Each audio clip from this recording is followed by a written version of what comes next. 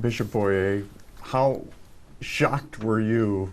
What was your reaction when an American was named the Pope? I was incredibly shocked. I really never expected that.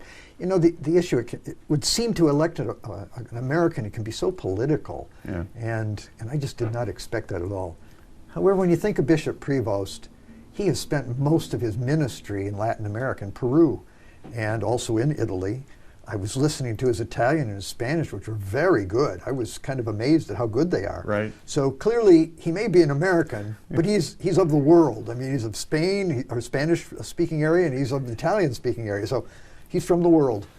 Does being an American present certain obstacles to his papacy? They could. I think it was very prudent on his part not to speak English today. I think that was a sign that he really is the Bishop of Rome. And his diocese speaks Italian. Yeah. It's important that he speak to his own people, the Diocese of Rome. And I think it was also important that he spoke to the people of his diocese in Peru in Spanish. I think that was very helpful as well. Those are his connections. Yeah. What kind of Pope do you suspect that he will be? Oh my goodness, I have no way of knowing what he's going to be doing. Yeah. He's been in charge of the Congregation for Bishops in Rome for a few years. I don't remember how long he's been there now. Yeah. I don't know a whole lot about him, to tell you the truth, but he's been in charge of that, so I think he's probably gotten to know a lot of bishops all around the world, because that congregation oversees the appointment of bishops around the world. Yeah. And so I think he's had that connection. There are so many challenges around the world, and he's got to bring a sense of peace and reassurance. Is that one of his biggest tasks? And that was one of his chief words today in his talk. He talked about peace and unity. Those are the two things he mentioned, mm-hmm. Peace and unity. And I think you're exactly correct. I think those are the things that he really is going to be emphasizing as we move ahead. Yeah. And the Pope supersedes just Catholicism. The Pope is the spiritual leader of the world. What weight does that carry now with Pope Leo? Well, we'll have to see if he is as reaching out to other religious groups as Pope Francis did, which I think is a great thing to do, to make sure that you are inviting those dialogues, that conversation with the various different religious leaders of the world, because there needs to be somebody who does that, who takes the lead in doing that. Yeah. Otherwise, there's not going to be any dialogue. There won't be any conversation. And so you need to have somebody doing that. And I think my sense is, because of his own background, that he's very open to that. Yeah.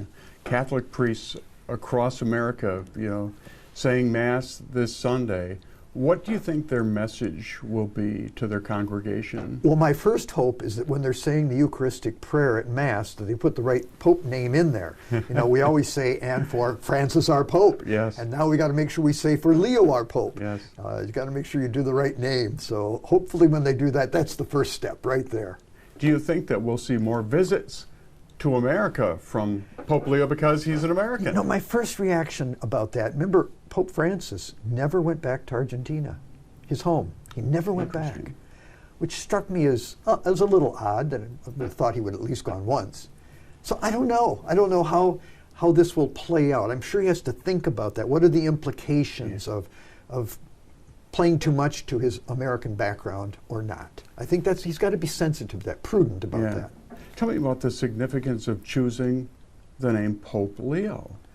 Well, Pope Leo ruled from the end of the 18th century into the beginning of the 19th century. He died around 1902, 1903, something like that.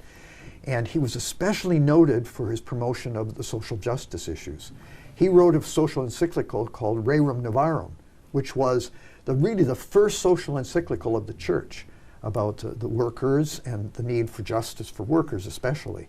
And that has continued over the following 130 years now.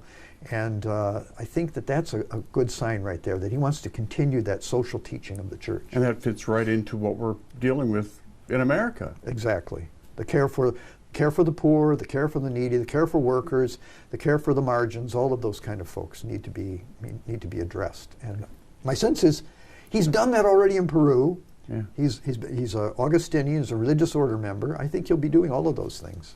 Overall, are you excited with this new papacy moving forward? I'm excited to have a pope. Yeah.